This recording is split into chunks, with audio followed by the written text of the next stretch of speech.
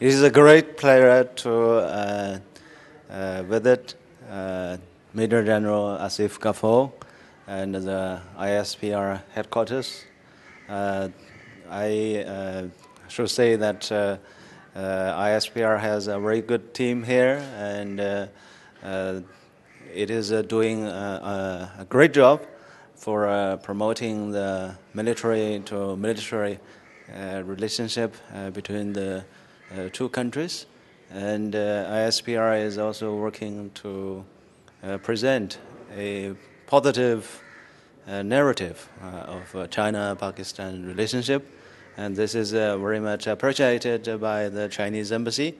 The embassy stands ready to work with the ISPR, and together we can help build a good narrative of our meal-to-meal relationship and country-to-country relations. 中巴友谊万岁 and Chin Pakistan Dosti Zindabad.